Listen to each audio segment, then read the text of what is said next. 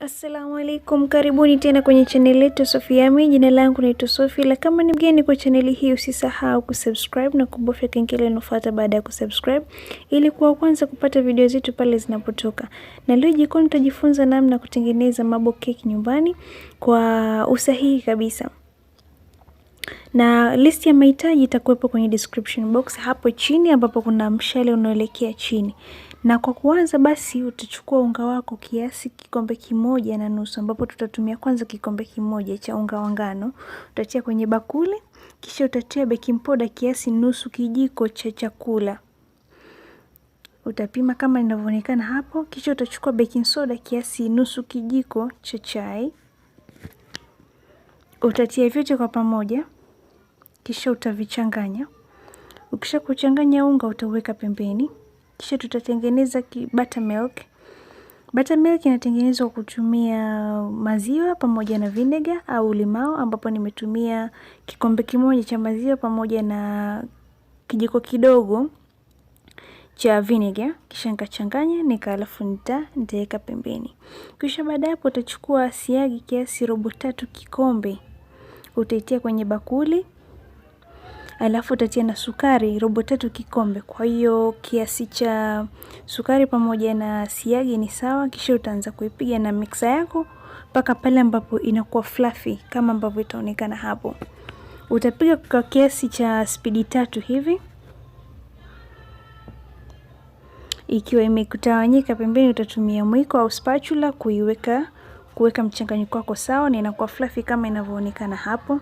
Hadi paka rangi yake inakuwa imepungua kidogo. Kama ilikuwa njano inakuwa njano unapungua kama inavyoonekana hapo. Inakuwa kama sponge vile. Alafu kisha utachukua mayai mawili ambayo yako katika joto la kawaida.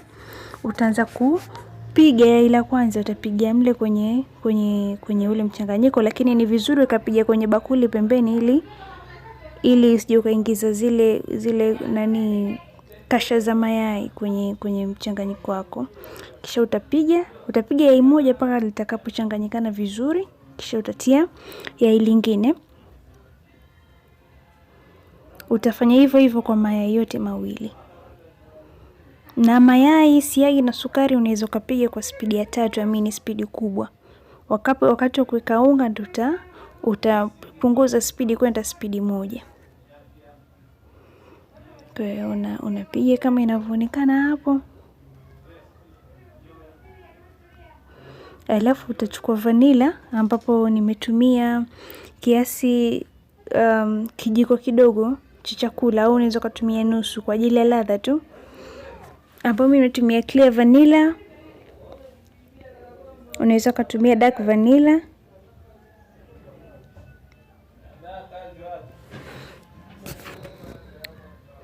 Kisha utaiweka, utapiga tena. Utachukua ule unga wako ambao uliweka baking soda na baking powder, ile kikombe kimoja kile. Utakitia humo, alafu utapiga, ambapo hapa nimepiga kwa spidi 1, na kisha kwamba na uchanganya vizuri na michanganyiko na ile bata yangu.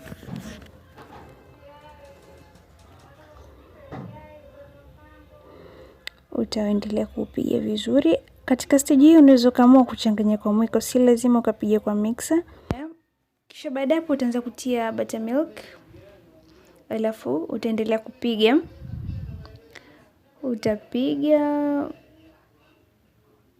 kiasi ichanganyike vizuri. Na kisha baada hapo utaweka katika hali nzuri, yani hakikisha kwamba kila kitu kiko incorporated vizuri kabisa.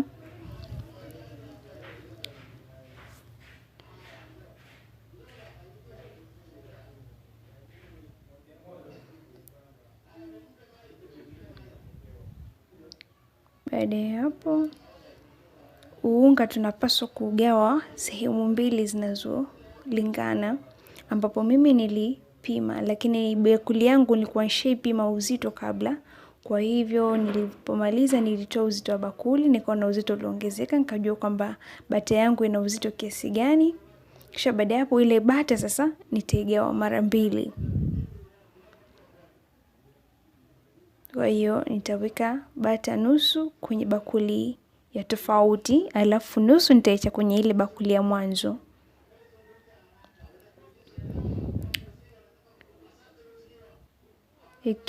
Ikishamaliza hapo, utachukua unga wa kokoa ambao una quality nzuri. Utachukua kiasi robo kikombe, utatia kwenye moja ya ile michanganyiko, kisha utauchanganya. Unaweza kutumia mwiko au kutumia mixer kama nilivyotumia mimi, ni wewe tu na mapenzi yako. Unahakikisha tu kwamba umeuchanganya vizuri na kwa spidi ndogo ili usiupige unga wako kwa muda mrefu. Kisha baada hapo ile nusu ya unga tulioiacha utaimimina kwenye ule mchanganyiko wa pili, kwa sababu tuna michanganyiko miwili. Mmoja unatia kokoa robo kikombe, mwingine unatia unga nusu kikombe. Kisha kumaliza utachukua baking tin yako, utaipaka mafuta, alafu mimi nimeweka parchment paper au nimeweka karatasi za kuokea, ila kama huna basi unachukua mafuta unapaka na unga.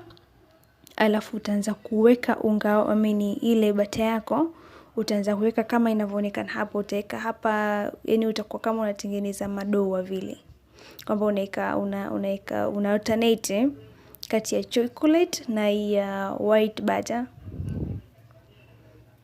Na kufikia hapo utachukua toothpick, alafu utakuwa unachora kwa namna ambayo wewe utapenda ionekane, kwa sababu marble cake ni mchanganyiko wa butter ya rangi mbili, ya rangi moja au mbili tofauti, lakini most of the time tunatumia chocolate na white butter. Kisha baada hapo utaenda utabake kwa moto 180, na baada hapo keki yako inaonekana hivyo.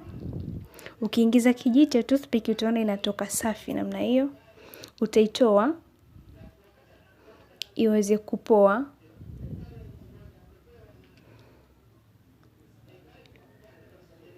Utaiacha ipoe vizuri, kisha utatoa ile karatasi ya kubake na utaiendelea kuiacha iendelee kupoa vizuri kabisa. Kisha kupoa kabisa utaanza kukata keki yako na utaanza kuenjoy. Keki unaiona ipo fluffy vizuri kabisa. Hii keki ilikuwa tamu, yani tamu mno. Usiache kujaribu kuitengeneza ukaona the way recipe ilivyo nzuri. Ni recipe nzuri sana, so unaweza ukaenjoy. Na pia usisahau kusubscribe na kubofya kengele inayofuata baada ya kusubscribe, ili kuwa mtu wa kwanza kupata video zetu pale zinapotoka.